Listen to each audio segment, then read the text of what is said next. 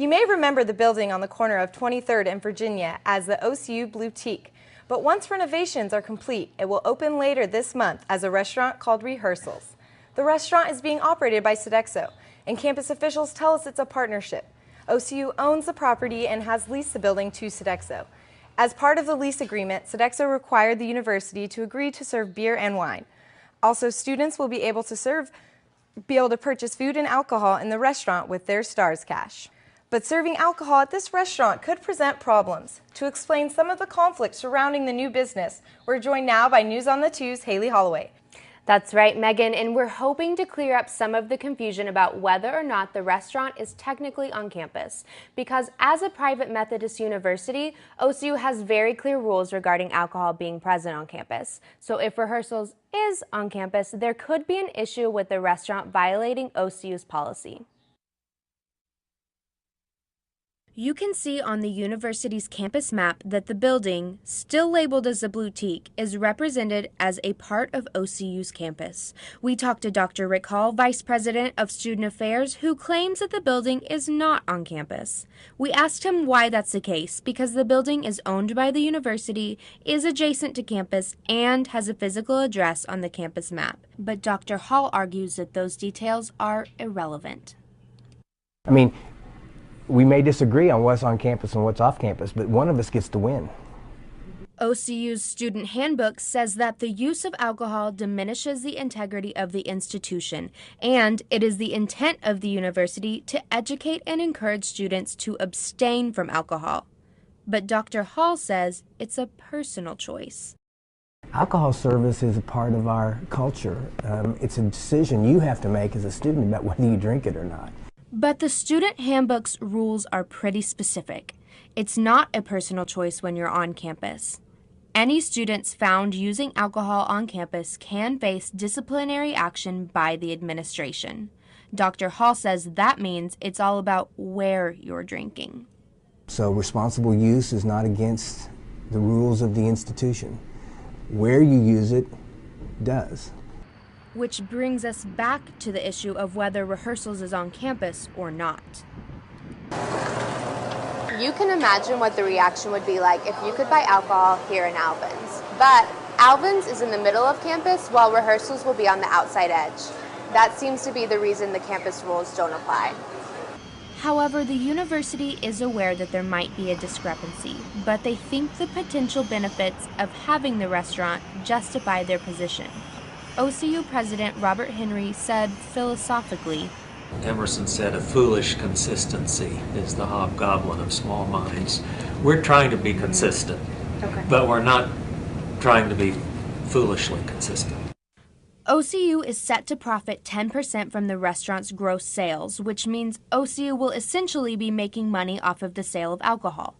Because of the integrity of the institution wording in the handbook, we asked why the Board of Trustees would allow alcohol service and profit in light of university policy and Methodist ties.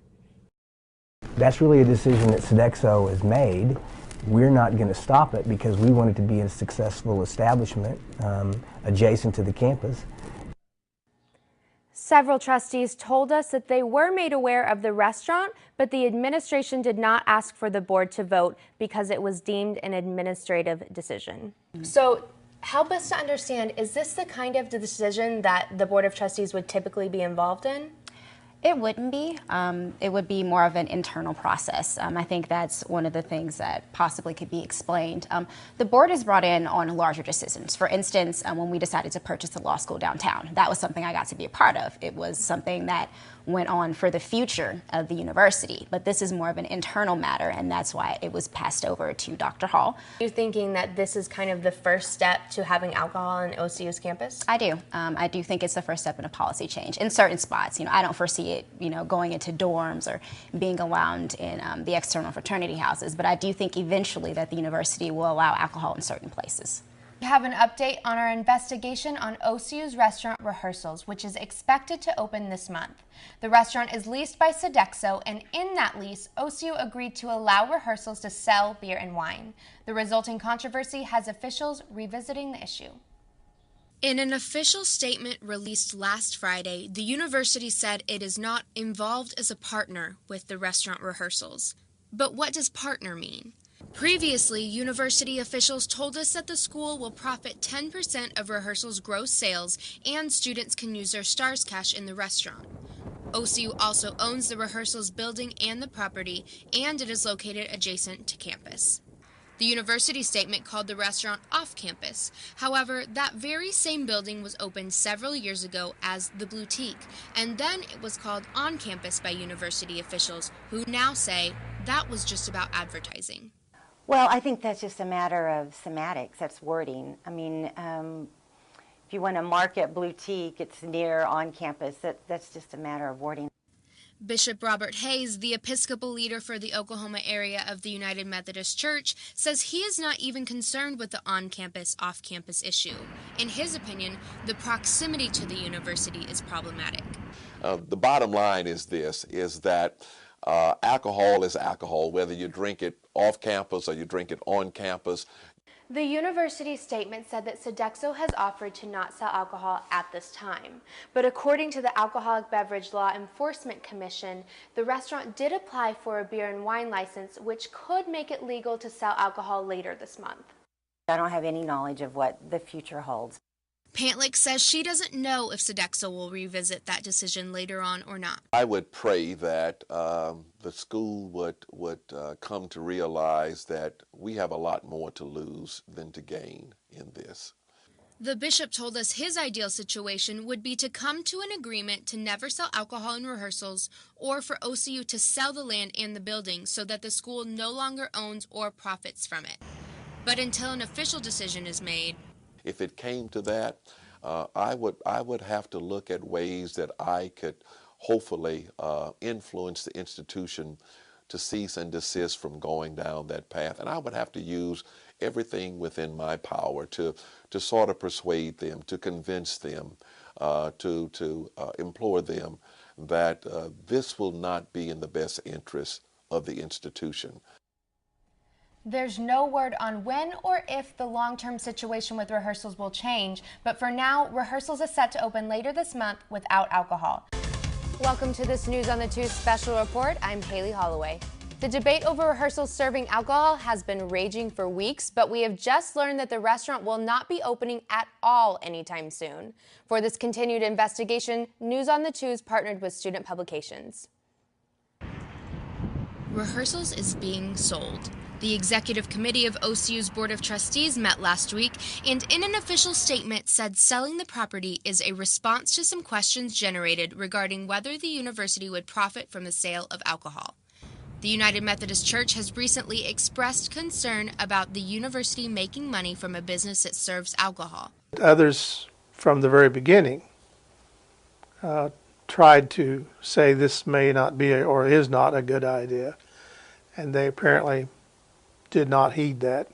This latest statement from OCU says the decision to sell the property will be a positive step that will reduce the cost to the university. We have a very positive relationship with the church, and we've worked with them throughout this whole process, and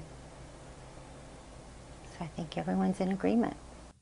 University officials say they're not sure yet who might buy the property, including Sodexo, who has already invested in renovating the building in order to open it as Rehearsals.